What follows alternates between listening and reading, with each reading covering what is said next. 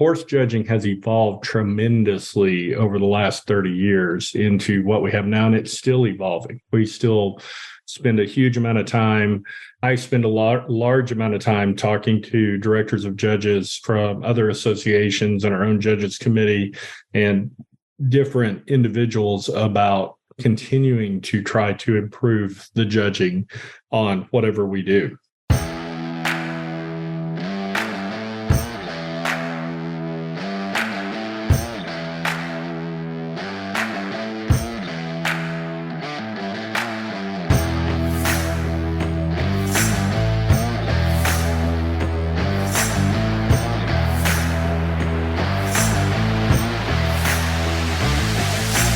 Bring them in on the rail at a jog, please. On the rail at a jog.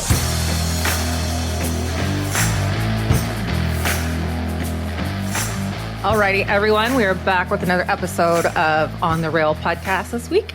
Somebody I'm very excited to have on because I am a paint girl through and through. And we've had a lot of the more quarter horse stuff on this fall with the Congress going on and their world show and whatever. So thought it was time to bring some color back into the mix finally. So I'm excited to have Mr. David Dellin on today with us. He's a senior director of judges shows and education at the American Paint Horse Association. And with that, David, you want to kind of give us a little bit about who you are, what you do at APHA, and what your personal involvement with horses may or may not be right now with all of your free time. Well, let me start out and just thank you guys for having me on. I'm excited to be a part of the podcast and really looking forward to our conversation today. You know, I think you kind of hit the nail on the head as far as what I do for APHA. I'm in charge of judges, the shows, and education. So that's kind of a broad range of items there that I take on, but it's something I really, really enjoy. My background really kind of started out as a kid. I did the whole 4-H thing.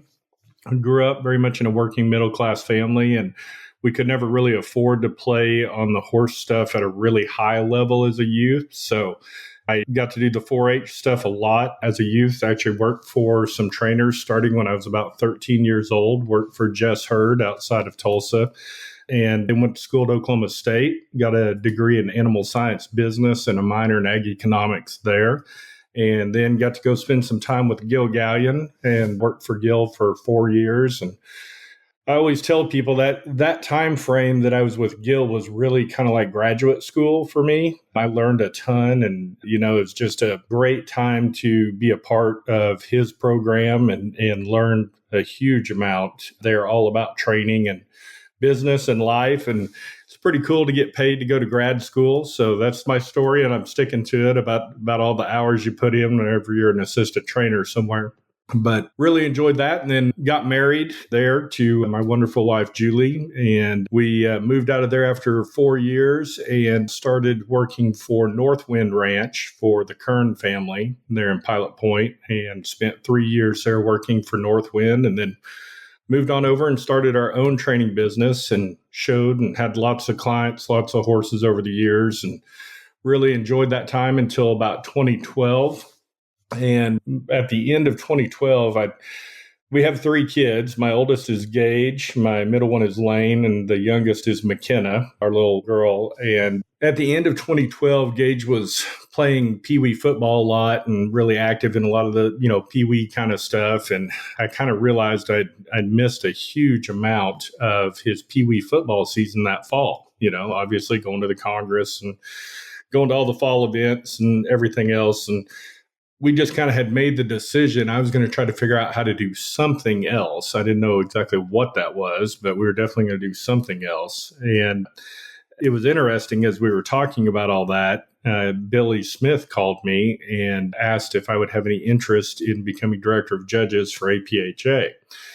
I really had never thought about that. I had done some teaching and some educational things, helping Alex Ross with AQHA events. I'd served on the National Snaffle Bit Association on their executive committee and on their board of directors, but I'd never really thought about full-time working for an organization. So I went down and spent a couple of days with Billy, and I remember calling Julie on my way home, and I said, well, I don't know if I'm really going to like this or not, but I do think this guy is really smart, and I think I could learn a lot from him. So I don't know how it's going to go, but I kind of want to give it a try because I think there's a lot to be learned here. And I would say the rest is history. That'll be 10 years ago this January. So interesting side note to all of this. I went to school at Kansas State and was there from 2004 to 2007 kind of time period, and animal science major myself.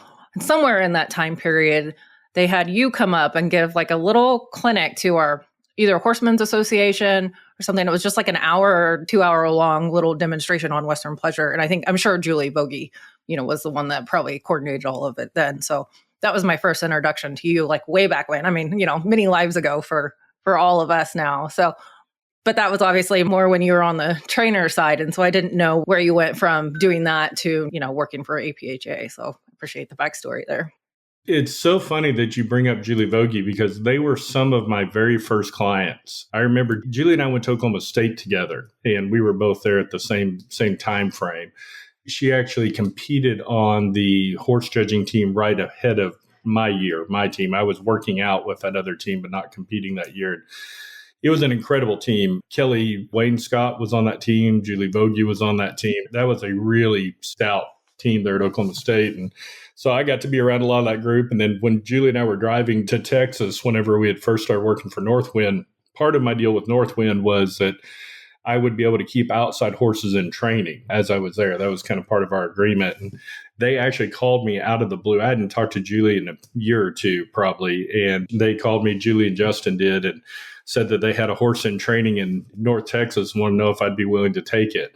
And from there, it really turned out to be they were great customers, had been with us the whole time. Another Mouse in the House mare and all those, Justin and I flew down to Florida and found that mare in Ocala. And it was a great relationship. We still really enjoy Justin and Julie a lot. Yeah, it's always fascinating to me just how small the horse industry is. It's like that whole 6 degrees of separation. But I think in the horse industry, it's more like 3 degrees of separation. We kind of all have some connection to everybody somewhere along the line. Agreed. Yeah. So did you yourself ever want to be a judge when you were more on the training side? Did you think you were going to go that direction or? I started out 4-H judging, doing the judging competitions there, and I got my real taste. The cool thing about that is you kind of get a real taste of going to the major events, the Quarter Congress, Quarter World Show, some of those bigger events as a kid.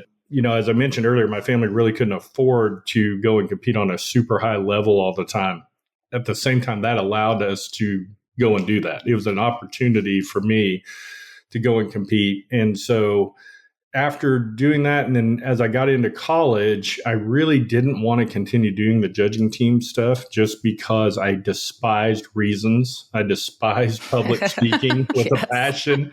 And I really did. I hated that part of it. But I look back now and it has prepared me and helped me in so many ways. I'm a huge supporter of the intercollegiate judging programs and the 4-H judging programs that we have because it's just an opportunity for a lot of youth to be involved in some way without necessarily hauling up and down the road to be part of the horse industry. And I think that's a powerful thing. And we can sure talk about that more as we go through this conversation. But that's something that we all are going to have to look at in the horse industry, or multiple different ways of making sure people can stay involved and want to be involved, even if that doesn't mean necessarily hauling 32 weeks out of the year to some event somewhere. So all that being said, so yeah, that pushed me towards that. And then when I was 25, I was pretty active in just training at that point, but that was the first year you could go and get your AQHA card. And so that was the first card that I went after.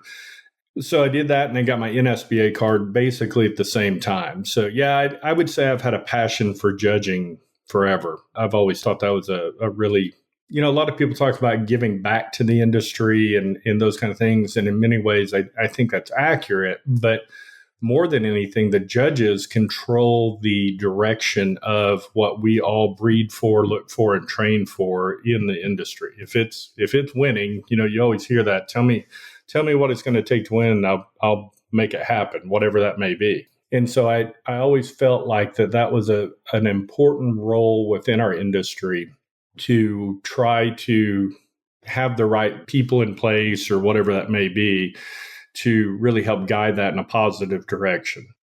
Is there any part of you that misses maybe being in the center of the pen or showing, or you're comfortable where you're at? You know what I miss the most? I absolutely love my job. Don't get me wrong. I'm not speaking negatively on that at all, because I do. I love it. And it gives me a great platform to be able to work for it within the industry, and love the APHA and the association as a whole. And I'm sure we'll talk a lot more about where we're going with a lot of that. But I miss the training.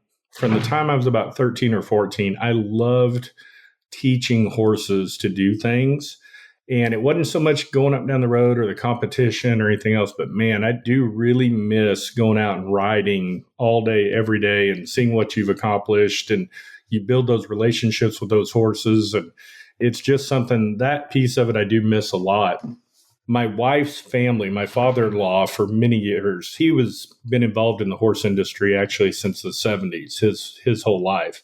But I took the job with APHA. We moved down onto my wife's family's property in Elmore City, Oklahoma, which, if any of y'all don't know where Elmore City is, it is a thriving metropolis next to Pauls Valley, Oklahoma, all of which is about 20 miles south of Purcell. So most people in the horse industry know where Purcell is. Elmore City is a thriving metropolis of about 750 people here south of Purcell, and we have a great place. It's a beautiful place here that my father-in-law bought many, many years ago in the 70s, and we actually run all the recipient mares for Dr. Jim Bailey with Royal Vista Southwest as well. So we've got, right now it's Thanksgiving time, so we're getting pretty full right now. We're running right around 550, 580 mares right now in our place. So we still have a lot of horses, do a lot with horses. We're very involved in the industry, but I don't get to go out and ride every day the way I did when I was training professionally. Yeah, I think if you're going to go the training route, it definitely has to be something that's in your blood to want to do that on a regular, because it's not an easy job. We all know that. Long hours and hard work. Definitely not, but it is super rewarding. Those that have done it professionally, I think a lot of them will tell you that there is great reward personally in being able to teach horses and compete with horses. And it's all the other stuff that is tough. It's the travel. For me personally, it was the travel, but it's also a struggle financially. I mean, I work with Stephanie Lynn and Chad Horkey too with the National Staffbit Association on Tomorrow's Horsemen.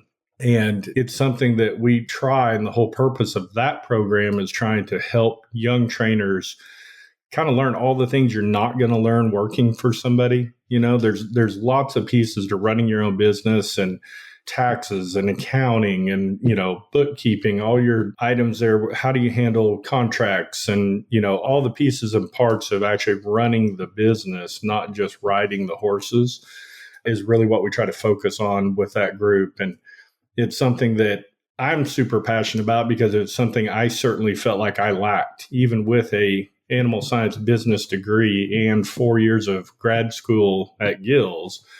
When I went on my own, it was like, holy moly, I don't even know. I'm not even sure how to create an LLC, or should I do an LLC? What is an LLC for sure? What's the purpose of all that? So all of those things are things that I think it's tough, and it's kind of the school of hard knocks to really get going as a horse trainer. And I take my hat off to any of them that do it and stick with it. And I always have huge respect for the ones that have done it their entire lives and have been super successful long-term, because it is a stressful, hard thing to run your own horse training business.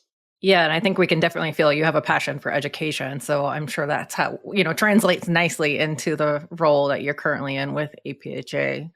On that note, kind of take us through what it's like to maybe get your card for an APHA judge. What's the start to finish process? Certainly. So, with APHA, getting your judge's card is a challenge, and it's a challenge on purpose. I'm not ashamed about it. I would tell that to anyone, that if you want your APHA card, it's something that's not easy to get, because we hold those judges to a very high standard, and we want to make sure that you really want it and you're going to put in the effort to get that card. It basically starts off with an application that's going to consist of at least 6 carded judges that have seen you judge a horse show. So that doesn't mean that it's 6 different shows. It doesn't mean that those judges have judged with you. It's 6 carded judges that have seen you judge a show. So you could judge an open show, you could judge another breed if you have another breed card, whatever it may be.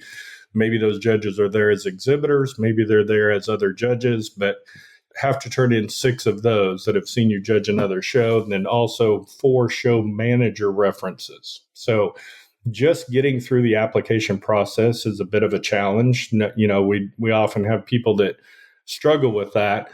At the same time, before I came to APHA, so I can't take any credit for this, but I'm a big supporter of our apprentice program for judges. That was developed largely by Dave Dellin from Colorado State, and kind of came up with this ability for people. Let's say you don't have any other cards, but you want your APHA card. You can go and apprentice at 6 APHA shows underneath APHA carded judges, and then they become your references. And when you go and apprentice under them, you're not there to go ask a whole bunch of questions. You can ask questions, that's fine. Obviously, you're going to want clarification, but I tell everyone that gets into the apprentice program to think of those 6 experiences like 6 job interviews, because you're going to be your references. So you better know the rules before you step in the pen. You better understand the judging scoring systems, the processes, how all that works. And then as you apprentice under those judges, you'll find they are super helpful if you've put in your pre-work, so to speak, if you have some knowledge about how to do it. If you show up and say, hey, what's the penalty for break a gate in the trail at the low? You're not really where you need to be there as an apprentice. So you need to go back and do some more homework before you show up. But all of that is just to get to go to turn in an application, so to speak. So once that application comes in, it'll be reviewed by the judges committee, and it is posted on our website. Everybody that turns in applications, all of that is posted on our website for anyone. They can write in letters positively or negatively about any applicant that has turned in an application. So we get feedback from the membership on that. So basically, you want to make sure and have your homework done to where you have some base level of knowledge about the scoring systems and what we're looking for in each class before you go and apprentice. Those 6 experiences of getting to apprentice with those judges, people always speak very positively about it. The judges are always very receptive. And I think that's a really good program that we have put together to help people get their application in. Once they have that application in, that'll then be reviewed by the judges committee, as well as it's posted on our website so that public can comment about anyone that is applying to be a judge.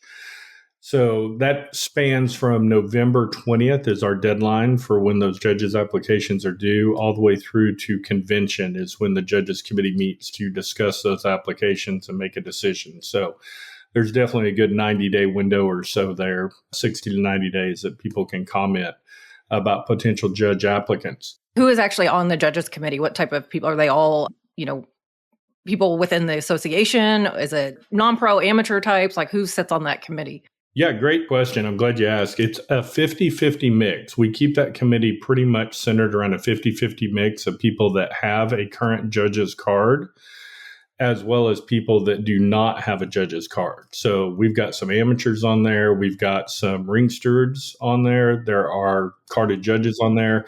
The makeup is right around 15 to 20 people, usually. There's no hard set number necessarily, but somewhere around 15 to 20 people. And their 50-50 mix is what I would tell you that we shoot for each year. So our judges exam is done in conjunction with AQHA and actually WCHA as well. All 3 of us test there on the live portion of the judging exam. So we have the rule book portion and the video testing the first day. Then the second day we go out, we do this live judging in conjunction with the other 2 organizations. And then the applicants come back from there and they go through an interview process where they come in and sit down across from me. I ask them usually somewhere between 8 and 10 questions that we have come up with as a committee, and the judges committee is in the room off to the side listening to that conversation, and they vote at the end of that. So pretty rigorous process. It's not for the faint of heart. We've had a multitude of judges come in over the years, some of which hold other cards in other organizations and have not passed.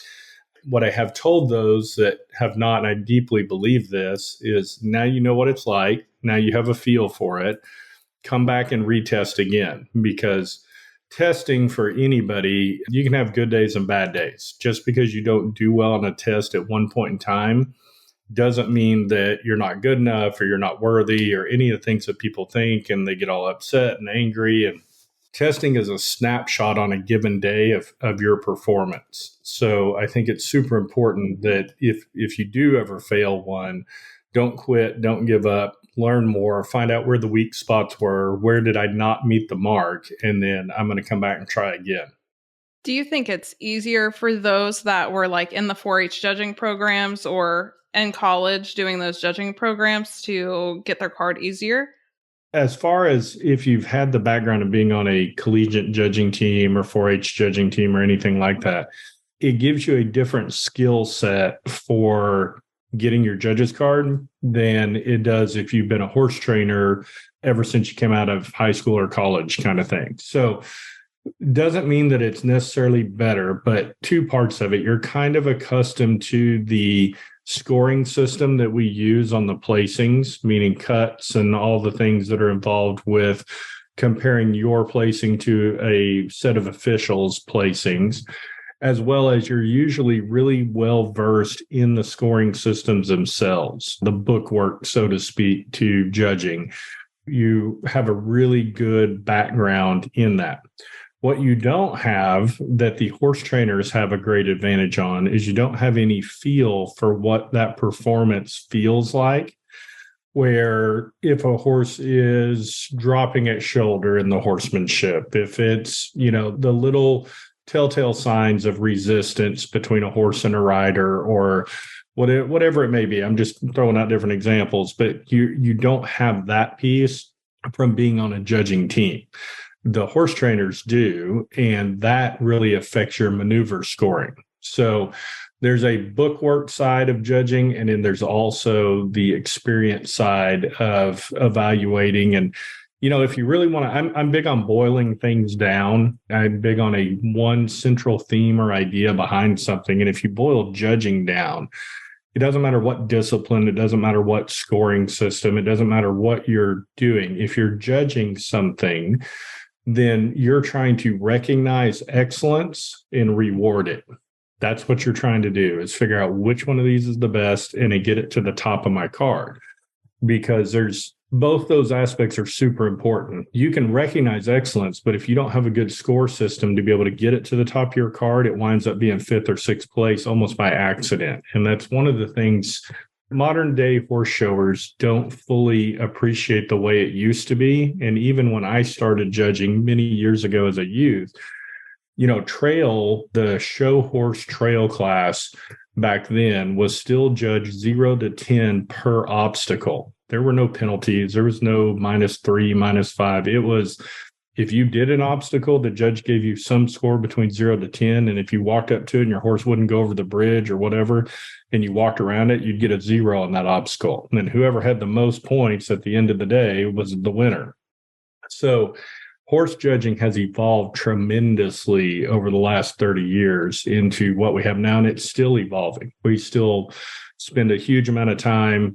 I spend a large amount of time talking to directors of judges from other associations and our own judges committee and different individuals about continuing to try to improve the judging on whatever we do. That brings up an interesting thought of mine. I think, with the score sheets, and that certainly helps with the pattern events and the trail and the Western riding to be able to really look things over and know, what you did well, what you need to work on and that sort of thing. So, but there's always talk on the rail classes of how to improve. I don't want to say the judging, but maybe the consistency between judging on the rail classes. And I understand it would be very, very difficult to try and even remotely score those. There has been talk, in the, maybe not officially, but just people talking about whether or not you could maybe score rail classes. Is there anything from your perspective on just how do you increase the quality of the judging consistency? Is that proper to say? Yeah. I think it's very proper to say. I would tell you there's been lots of talk officially.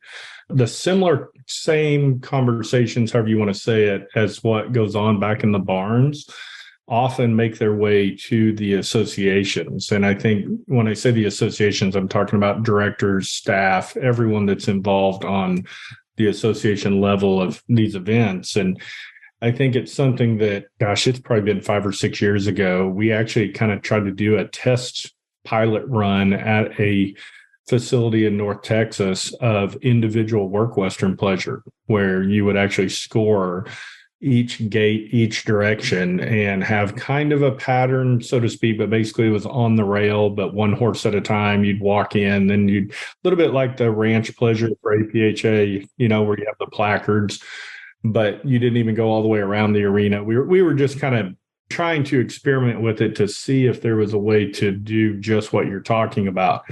NSBA has looked at it multiple times, with myself included, of trying to create what we were trying to call a performance report, where it wasn't necessarily a score, but you could give some sort of feedback to the exhibitor about their performance. I will tell you, both things just didn't really feel like it worked right for the Western pleasure, at least. Number one, it would take forever to go individual work, right?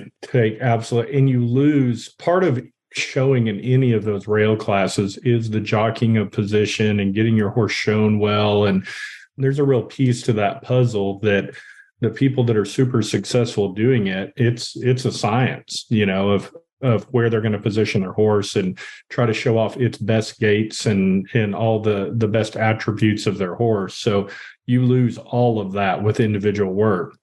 So the performance report worked extremely, extremely well when we were doing classes of 5 to 7, whether it be on video or live or however. We were able to create really some pretty good performance reports, so to speak. Now, it wasn't a score, but you'd have your placing over on the side, kind of like a ladder sheet, so to speak, with your final placing. But then under each horse, you would have them kind of grouped up into using the hierarchy of judging Western gaits that's in all the rule books. You'd have them grouped up into the correctness of gaits and the quality of the movement and then the degree of difficulty. And this is just, something that I don't know if everyone fully appreciates or understands, but I say this in a lot of judges' seminars that I put on. Horses don't win because of their faults. They win in spite of their faults, meaning if a horse happens to win a Western pleasure class that is over-canted, or they're too low in their head carriage, or they don't have a true gait at the jog, or it's not a 2-beat jog, pick any negative characteristic you want to say. If it wins, the judges didn't walk out into the pen that day and go, you know what, I'm going to find the most sideways horse I can possibly find. I'm going to get to the top of my card. That's my mission today. No, nobody does that. Nobody walks out there and thinks that. What ends up happening is that horse that may be over-canted or too low or whatever also happens to be a really good mover at the lope. It also happens to have a really pleasant expression, really smooth in its transitions. That took all its gaits when they were called. There's this laundry list of positive attributes. And basically what the judge did is they felt like this was the best performance in this group of horses today. That's what gets to the top of their card, which is really their job. That's what they're supposed to do. What's hard is that doesn't always translate to the spectators. And I fully appreciate that. It doesn't always translate to me when I'm spectating. But that's what judges try to do. That's the mission when they walk out into the pen. And so because of that, horses win in spite of their faults. A great example that no one really has an issue with is if a horse has a major fault in the Western riding, trail, reining, whatever class. I don't care what class, if it's scored. Let's say they have that break of gait for a 3-point penalty in the trail. Well, if they're 4 points ahead of everybody else because all the positive things they did throughout the performance, they're still the winner. They're now just 1 point ahead of second place instead of 4 points ahead of second place. So they won in spite of their fault, not because of their fault. As an exhibitor, I think that's the kind of the comforting part of having scored classes is that if you botch a maneuver in one area of a pattern, you still let's like go crush all your others, then you maybe still have a shot, obviously, depending on what everybody else does. But in a rail class, we don't always feel that way. If you have a break or something going on, you kind of are like, oh, I'm screwed now. So I see desire to have some type of like comparable system for the rail stuff, but I understand it's a, like how do you do something like that? So it is. And with that, what you're talking about is going to take some hard numerical type values to those faults, meaning break of gait at the lope in a scored class like trail or Western riding is going to be a penalty 3, whether it's 1 stride or 5 strides or whatever, because it's per maneuver and you eventually get to your next maneuver, right? So you'd have to do something along those lines in the pleasure, break of gait at a certain gait for a certain distance. Maybe, how we do at the walk or trot, it's 2 strides or less is a penalty 1, more than 2 strides is a penalty 3. You would have to incorporate some thought process of that. I'm not saying that's exactly what you do, but if you look in the rules for any rail class, they are always, it says scored according to severity is the exact words out of the rule book. And then you have this huge list of faults: too fast, too slow, high head, low head, break of gait, whatever it is. And I always use this example that's tricky about the rail, because if a horse is loping down the rail in a pleasure class and they literally stop on a full drape for 1 stride and then lope back off on that full drape, that's a really minor break of gait. Okay. The crowd goes, ooh, everybody goes, oh my gosh, did you see Jenna break over there? She broke bigger than Dallas. Oh my gosh. But that's super minor. Now, Jenna, if you were loping along, your horse breaks down to a long trot and you're bouncing around the arena for half of the arena at a long trot, that's a major break of gait, right? 2 totally different things.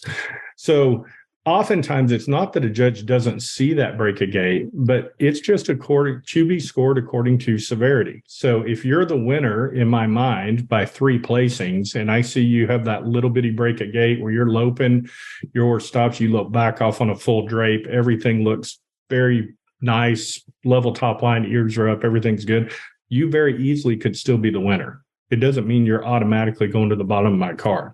One kind of follow-up question, all of this stuff, and then we'll move on from the judging stuff. But just in your time as a senior director of judges with APHA, and not necessarily specifically because of you, but how has the standard changed maybe for, our 2-man rail classes, Western Pleasure and the Hunter Under Saddle? So in the last 10 years, what have you seen shift, the most in the standard of judging for each one of those 2 classes? If, that's a big question to throw at you right off the cuff, but it's a good one.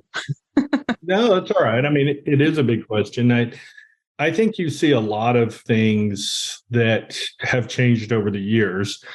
A lot of it is, and I'll say this to some degree about both as a blanket statement, but people always chase the degree of difficulty. Okay. They always chase how slow can I potentially go in the Western Pleasure.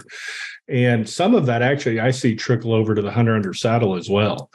And if you really think through that piece of it, slowness has no value if the movement is not both correct, meaning 4-beat walk, 2-beat jog, 3-beat lope, and have quality to the movement, which is, an easy way to kind of describe the quality of the movement is basically how soft a horse moves over the ground and how effortless does it look like it moves. If you've got those 2 pieces where they're correct and there's high quality to the movement, you don't always have to chase the slowness. That's what I see oftentimes, is that those great horses I'll use a horse that's not currently competing, like a certain Vino or some of those older horses that were great in the Western Pleasure classes. Those horses had the ability to be correct in their gaits, have quality to their movement, as well as go at 0.2 miles per hour. They were Michael Jordans of the industry. And not every horse can do that. It's a lot easier as humans for us to say, okay, well, if that horse went 0.2 and it won 10 world championships, whatever breed you want to talk about, then my horse needs to go 0.2 miles per hour as well, because speed is something that's way easier for us to look at than quality of movement is. And so we wind up chasing the wrong thing. We wind up chasing this degree of difficulty, and then our horses don't move correctly. And you're not sure what gait that is, if it's a jog or a walk or what that is. And you get artificial appearance to those horses' gaits. And so I think a lot of it boils down to we can't continue to push the envelope as far as degree of difficulty. We need to push the envelope as far as quality of movement and how fluid a horse looks in its stride. How fluid does that horse move around the arena? Does it truly look effortless? Because if it's truly effortless, that's the one I want to reward. That's when I want to get to the top of my card, because that's the ultimate in my mind as to what a Western pleasure horse should be. I still remember riding one of the first good ones that was really trained up at Gills, and it blew my mind because it literally felt like I was floating. And I thought, I'd ridden horses for years. I never felt like I floated anywhere, and it was this amazing feeling of collection that we were getting. And so it was a real eye-opener for me. That self-collection, we hear that term a lot, but when you get to ride it and you get to feel it and it truly feels like you're floating around, it's a great feeling. But that to me is about quality. And obviously training has a lot to do with it, but it's still about the quality of movement, not just about the speed of the movement. I don't know where I was going with that, but yeah, I agree with the pleasure specifically. If you are lucky enough to ever get to sit on a pleasure horse like that, there's nothing. I always say there's nothing like riding a great loper, and there's nothing like trotting on a great, hunt seat trotter too. Both of those, you kind of feel like you're floating. So yeah, it is. It's that suspension in the air that just is amazing, and it's a lot of fun to ride, and it feels effortless. Feels like that horse is effortlessly moving underneath you, and that to me is what we want to continue to chase with both of those disciplines. At the same time, I think we've got to stay true to what those disciplines are all about. And they're supposed to be the fundamental discipline. I hate saying the word basic or beginner because they're not. We're way past the starter version of Western performance events, as everyone's going to start out in the pleasure. There are people that go straight to barrels or straight to reining or cow horse or whatever. So the market has changed in that sense. But that being said, that horse is still, we're evaluating its quality of movement in both of those disciplines to go on to do other performance events, either in the English or the Western show world. Definitely. I know APHA has a lot of different things in the works and is very active on the education side. And one of those is the Horse IQ platform that is uniquely made by APHA. Can you tell us a little bit of what that is and who it's designed for? I'm super proud of the Horse IQ platform. That's been something that we've had a great team of people work on for many, many years. Definitely started out with the APHA. There were actually 2 or 3 members that Karen Bannister was highly involved early on. Dave Denniston was highly involved, really trying to bring this thing to fruition. And the best way to describe it, for years, we have tried to do educational and have educational resources in all associations, whether it be NRHA or NCHA or APHA, whoever it is. We've tried to do some form or fashion. Started out with the rules in the rule book. That's where you guide people. Hey, learn those rules. You need to know the rules of the class. And then it kind of transitioned into VHS and DVDs for many years. We took it to another level of putting it onto a cloud-based format on a website.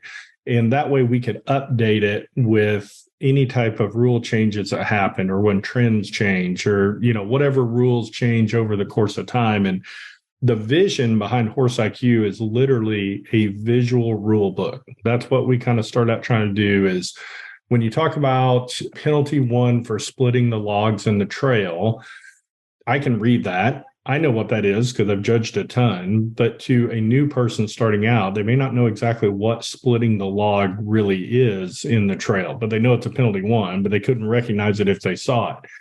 So we really wanted to try to develop that and show examples of both positive and negative characteristics for every single class that we have.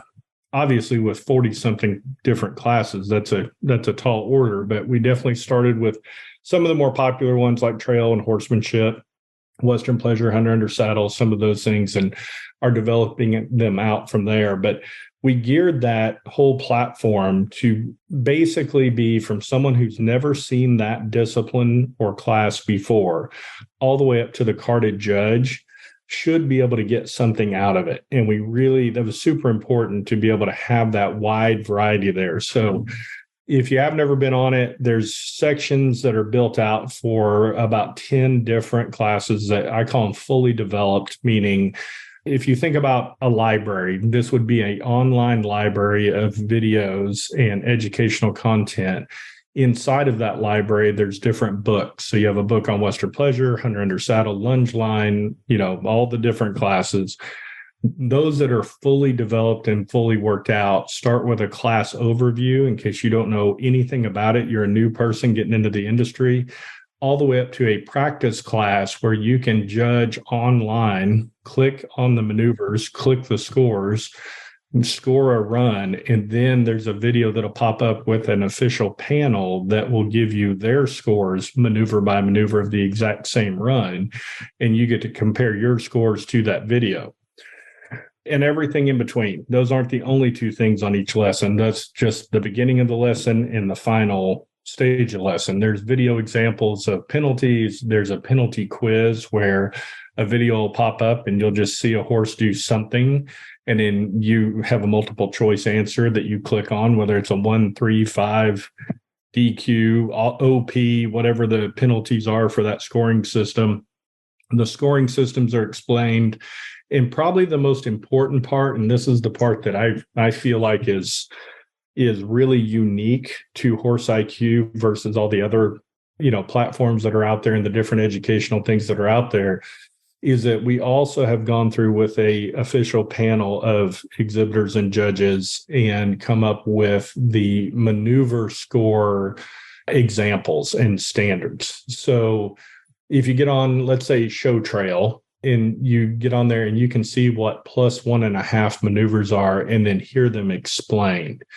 Every time I bring a panel in, because it's different panels for each class, but every time I bring a panel in, I really push them towards answering the question, why? Meaning, if we're going to call this a +1.5, why is it a +1.5? Let's get into the meat of why the panel thinks this is excellent versus a +1 that's very good. Why is this a +1? And then what would it need to be different to make it a +1.5? And when you get down to that level of discussion within these, then it becomes super educational to go through and watch it. And it'll make you a much better exhibitor and judge both. So if somebody doesn't show paint specifically, but is it still applicable to somebody that might show quarter horses or Appaloosas or, one of the other stock breeds? 100%. So APHA, AQHA, and NSBA have very similar penalties on all of theirs. The scoring systems are identical, basically, with all the penalties being almost identical. And so, yeah, it'll be very, very applicable to any of the, if you show any one of those three, then it's going to be the same wherever you go. If you show Appaloosa, some of the other ones, they do still have some of those penalties that may be a different amount, like in showmanship, horsemanship, and egg, they're on the 135. We're on the 3-5-10 as far as minor, major, and severe penalties for our pattern classes. But the maneuver scoring, the +3 to -3 on those, or +1.5 to -1.5 on trail or whatever, that excellent, very good, good, average is still applicable across the whole industry. Okay, good to know. We'll try and get that information for the Horse IQ put in the show notes too for everybody if they want to check that out. That'd be awesome. Describe the significance of the partnership between the APHA and the IEA in regards to APHA going to be hosting the Western National Finals at the APHA World Championship Show in 2023 and 2024. How'd that come about?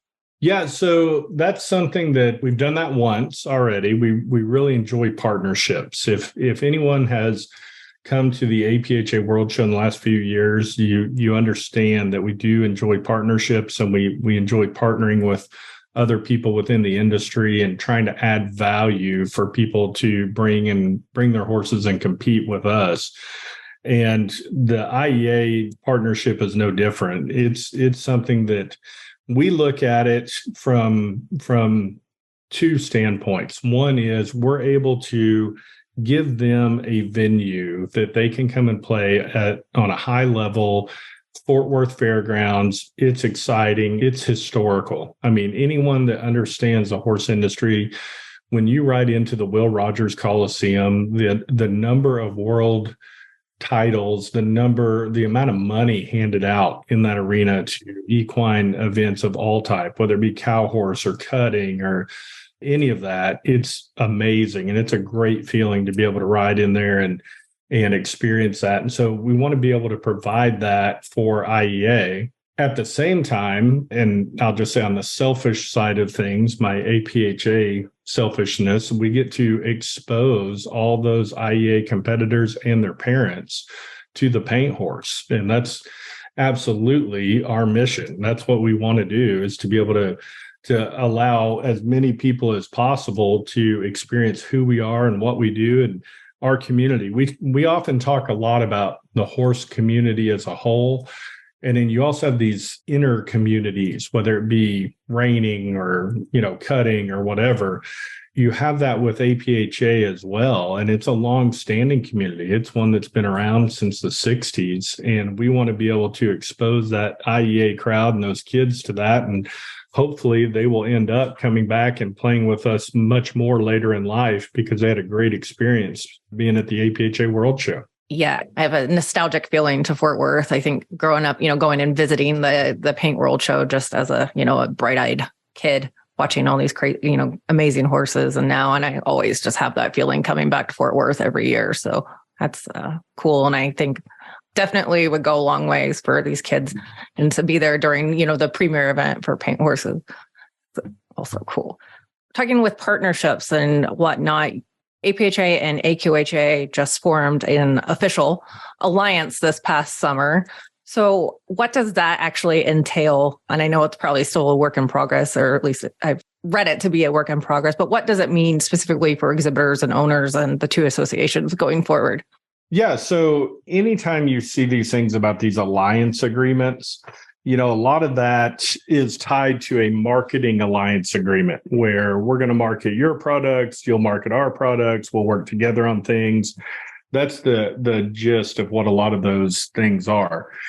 At the same time, what it really means for the exhibitors and everyone else is that we are trying to work with AQHA on a multitude of levels to both share costs on different things that the associations do, like the judge's exam that I mentioned earlier. We share costs on those things to where we're not doubling those things up, and being able to expose each other to the different breeds. And I think those things are super, super important, I think, for the industry moving forward.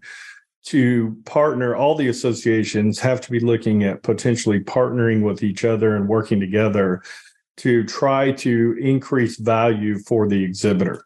It's something that we all appreciate fully, the economy. We appreciate inflation. Everybody, if you've been to the grocery store and paid any kind of attention over the last year, we're all feeling the crunch, and we appreciate that 100%.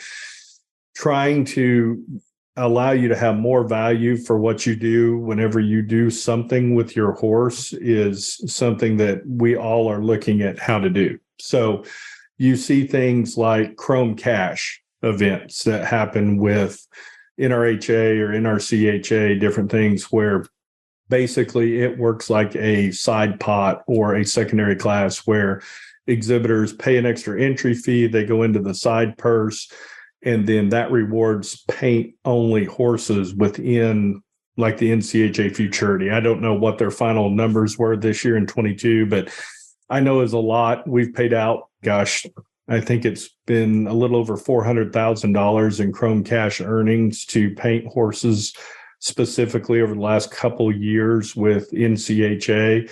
That adds value for owning a paint. That adds value and gives you a reason to register that horse with us.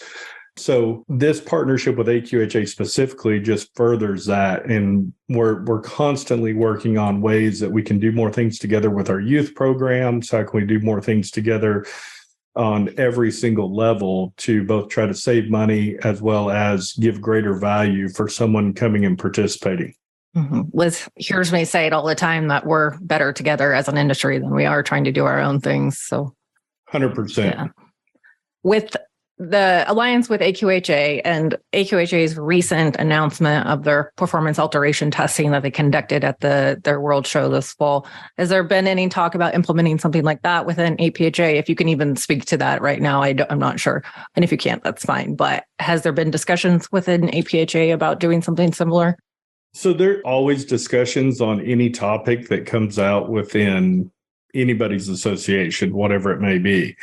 The way those things work, it's still up to the state directors for APHA to implement any kind of rules or any kind of things that they want to implement on that. So there's nothing necessarily in the works that we're going to, roll out at some point in the near future about neck testing. At the same time, we're always open to that discussion. We're all for the welfare of the animal and absolutely believe wholeheartedly the animals ought to be as natural as possible anytime they compete. So it's something that we're in conversations about it, but there's nothing that's fixing to roll out that's imminent. Okay. Is there any other changes coming to the APHA World Show in the next year or two? Anything that anybody should be aware of? I mean, not necessarily like aware of like in a negative sense, but is Sure. there anything that comes to your mind of new things or new happenings or new events or? So there's a couple different partners that we're talking to about some of the specialty type stuff with the roping and different things in the reining, the ranch classes. Nothing is ready to be announced yet. We'll certainly announce those as soon as possible. And I can't speak to them yet, but the answer is yes. There's going to be some changes coming in a positive way for 2023. Should be announced in the next couple months, I would think. We're still kind of trying to finalize some of the details before we make those announcements. And, that's one thing I'll speak to is the staff and the board of directors for all your associations, but I'll speak specifically for APHA, works really, really hard all the time behind the scenes, trying to create these added value ways of doing things. They're trying to elevate the paint horse, trying to do anything that we can do to potentially, if anyone ever looks at our website and really understands the mission statement for APHA, is to provide meaningful experiences with paint horses. That's our mission. So we're constantly trying to do those things. And it often comes out seeming secretive, like there's this stuff going on behind the curtain kind of thing. And that's really not it at all. It's not that we ever try to be secretive. It's just you don't want to announce something and then have to walk it back because you couldn't get the details worked out with your partner. Right. You don't want to announce something and then all of a sudden it's like, oh, psych, just kidding. We really aren't going to do that because we couldn't get these details worked out. So that's a lot of what goes on with behind the scenes. Is we definitely have the best intentions of trying to promote the paint horse and meaningful experiences with them. We just can't always talk about it up front until the ink's dry on stuff. And these deals are so complicated. I had no idea as a trainer and an owner how complicated it was to try to organize all these things because there's so many levels and moving parts to any kind of production that you put on. I had no idea what it took to run a world show. I had no earthly idea. The number of people, the amount of time, the hours and hours and hours ahead of time, just ordering the awards. Good heavens, it's a full-time job to just get these awards ordered. And then if you have some sort of material delay or, any of the supply chain issues we all hear about. A pandemic happens. Yes. A pandemic happens, then it just complicates everything so much more. So anyway, we certainly, and I don't mean to sound secretive, but we're working hard to try to continue to create some really cool things happening at the World Show. And One of the things that we talk about a lot in the office and I believe deeply in is trying to increase the ROI for exhibitors. And what I mean by that, we fully appreciate the amount of expense, time, effort that it takes to come and participate and show horses. And what we want to try to do is give back as much as possible to make that worth people's time to come. I know deep down people do it because they love it. They do. And I fully appreciate that. At the same time, if you're doing something that you love and all the bills get paid because you won and you got to do it, or you get some really cool prizes that you get to hang on the wall and tell your friends about and your grandkids, your aunts and uncles and whoever, that has a lot of meaning for people. And I think that that's the value. That's your ROI. It's not always monetary by any means, but it darn sure helps if I spent $6,000 to come to the World Show and I won 5 of it back. That's pretty fun. Yeah. Yep. Amen to that. You briefly touched on it a little bit ago, but in the current economic climate, where do you feel the horse industry is currently headed? Have you seen any impact on shows or your outlook for shows in 2023? Or what are your thoughts there? Yeah, that's a huge question. And it's super interesting. And I do not have a crystal ball. I don't. We talk about this a lot. We have a lot of planning sessions. We try really hard to pay attention to what's going on in the world. And it is super hard to really know. I would have told you with the pandemic going on, our numbers were going to crater. This is going to be horrible.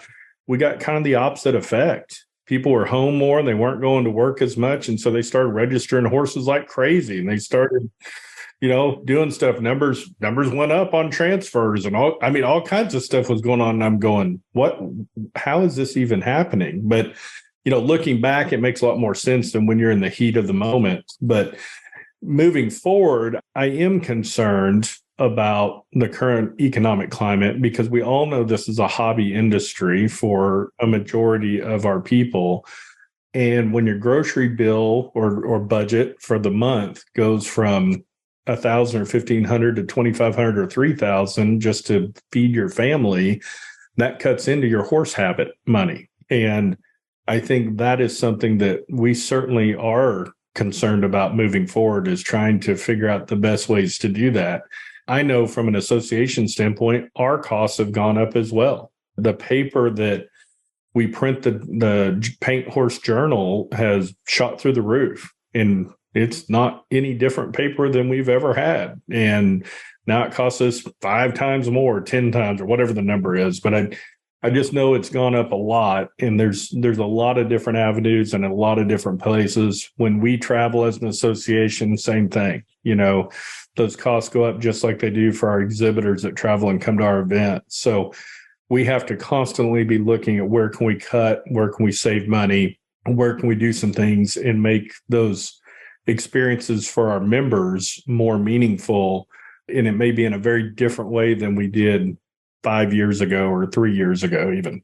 Yeah, I think there's a lot of unanswered questions going into next year to wait and see what happens, but none of us know. So time will tell. Yeah, that's the hard part. You read the Wall Street Journal or Bloomberg or any of those, and you hear conflicting reports even within those. I don't know if the financial gurus of the world know what's going to happen.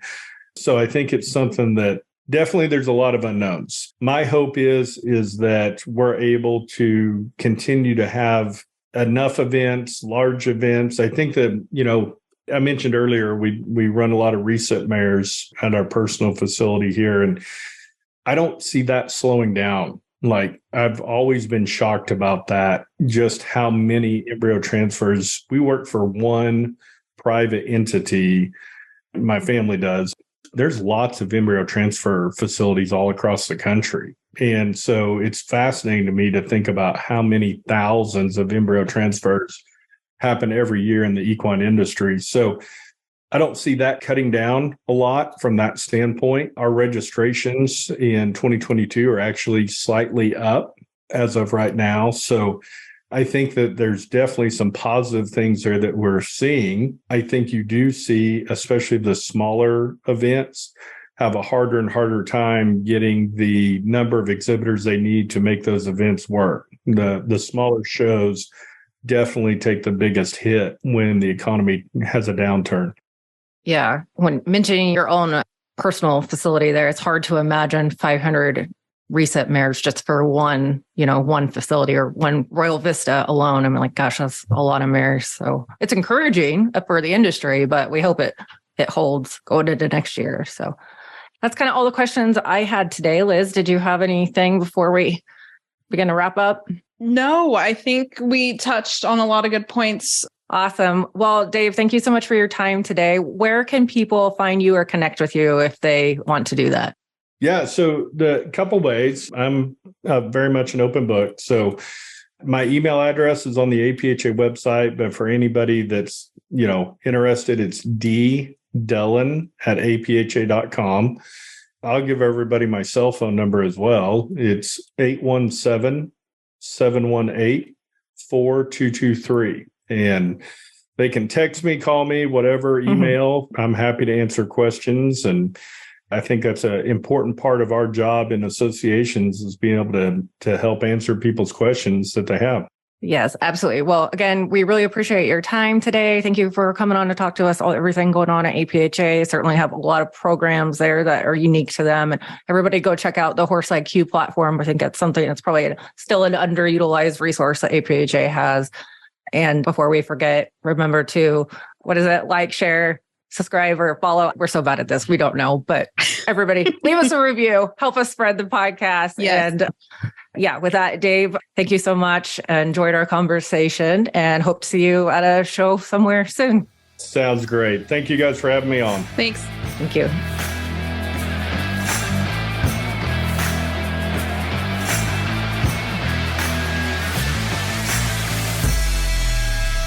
All right, that'll be your class. Bring them in and line them up.